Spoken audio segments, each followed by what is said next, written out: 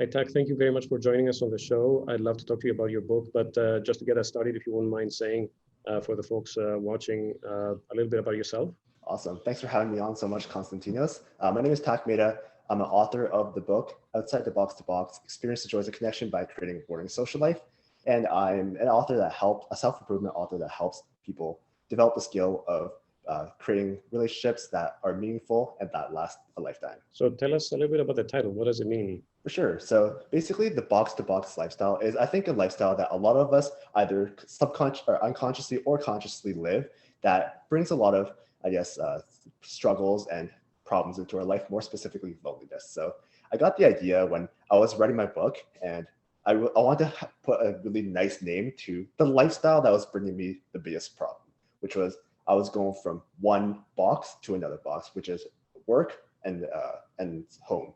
And when I was just going back and forth from work from home, repeat Monday to Friday, stay at home on the weekends, and then repeat for, every single week after that, I was just in a position where I wasn't having a lot of social connections. I wasn't meeting up with a lot of friends. I wasn't having the relationships I wanted. And I think just that perpetual lifestyle is one that a lot of people in the world, especially in the United States and North America, that they live as well. And it creates a lot of problems. And that's something that I really want to tackle in a book. And that's kind of why that's the whole background of the book there. What is the problem of living a box-to-box lifestyle? So living the box-to-box lifestyle for a day or two or a couple of days is not a bad thing at all. I don't really want to make it seem like it's a bad thing. However, the problem is once it becomes a lifestyle, that's basically your life. You wake up, you get ready for work, you go to work, you come home.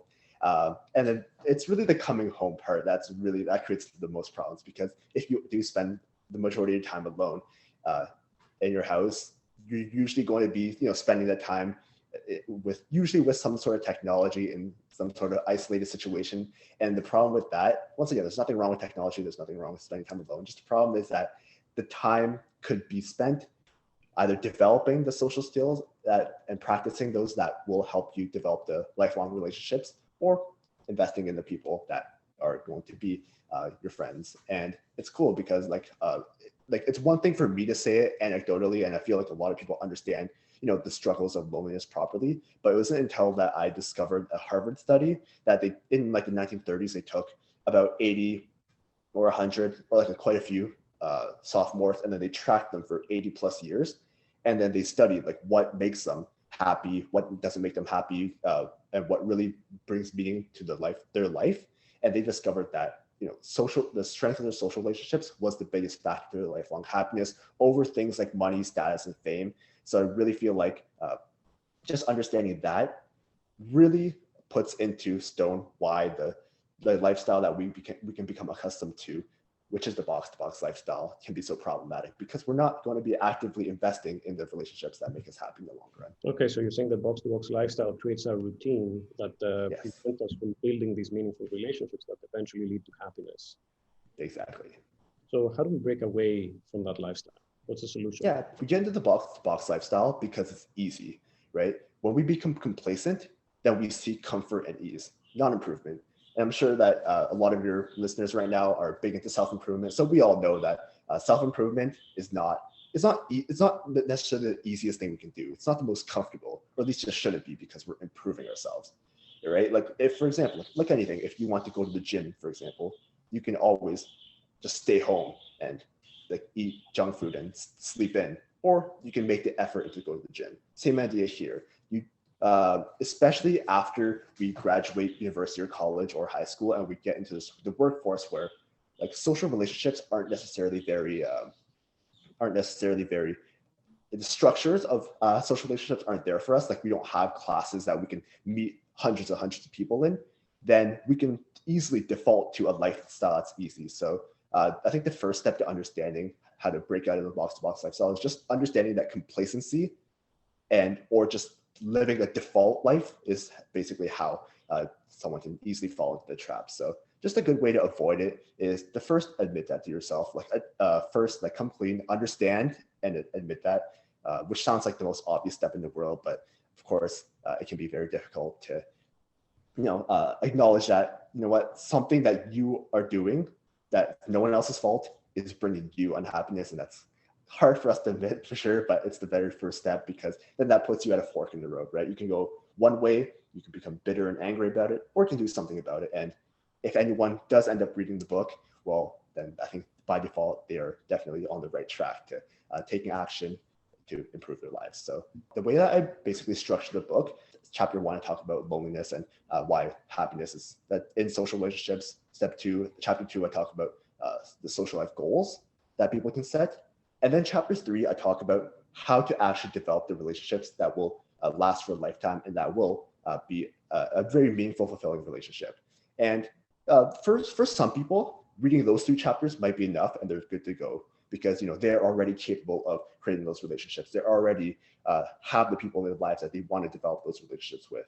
And that's good, but chances are for most people reading it, they need to go a little bit further. There are certain aspects of their lives that are causing them to indirectly not be able to create those relationships. So things like meeting new people, becoming courageous and vulnerable, becoming confident, becoming comfortable in social settings, having good social skills, or just enjoying who they are. It's kind of hard for me to explain how to break out of the box-to-box lifestyle in such a short little answer here, but that's pretty much the idea of the whole book, right? Develop those meaningful relationships.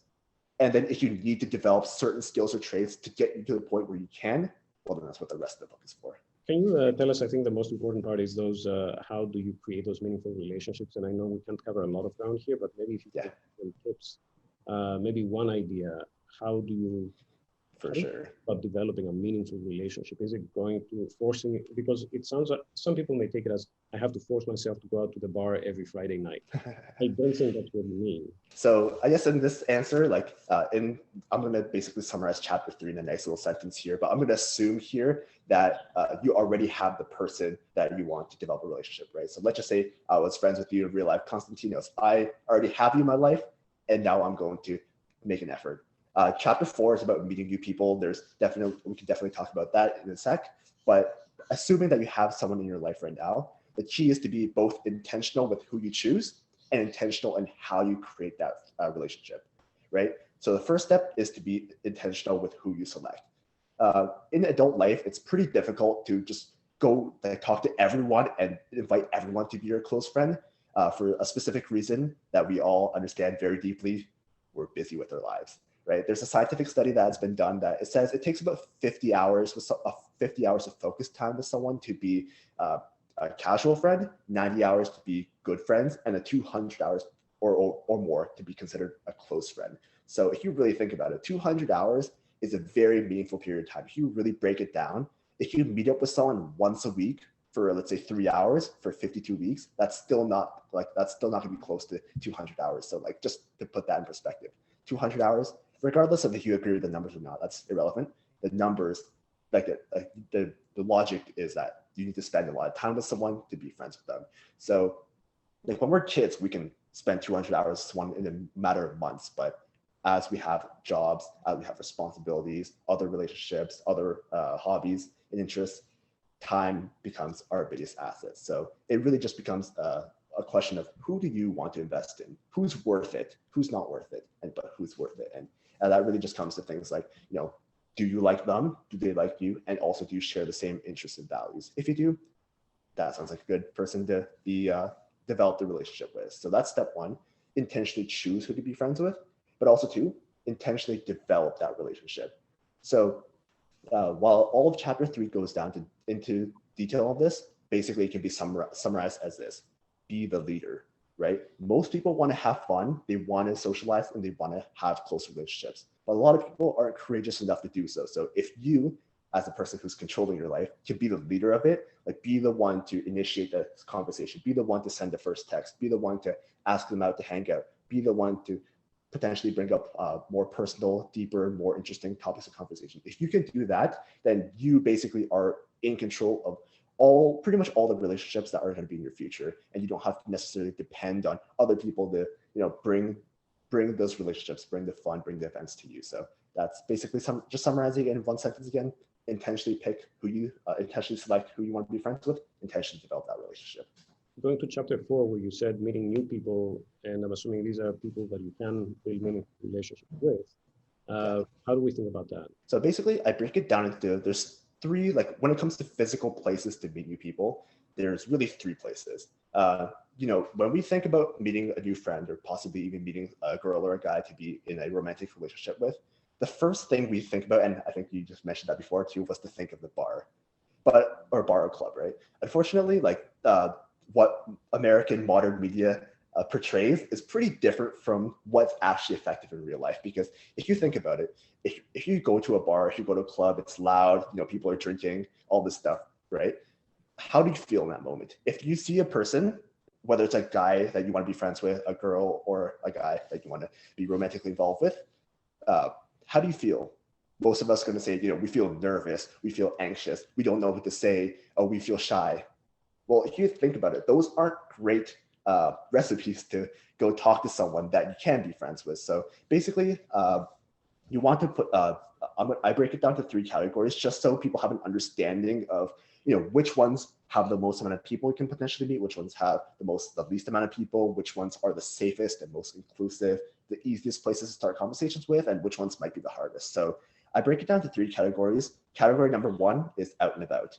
So out and about, I classify that as places where you don't know them, they don't know you, and you have no social reason to talk to them unless you make one up, right? So things like a bar, things like if you're just going to grab a coffee at Starbucks and you see someone that you want to talk to, if you just go to the traditional gym and like Anytime Fitness, and then you see someone you want to talk to, they don't know you, you don't know them, and you have no reason to talk to them unless you make one up.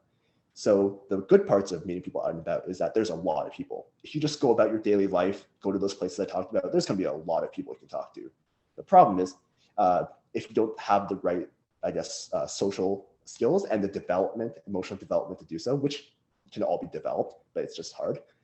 It's going to be very difficult to start a conversation with them because, they're not familiar with you, so they might be a little bit more hesitant.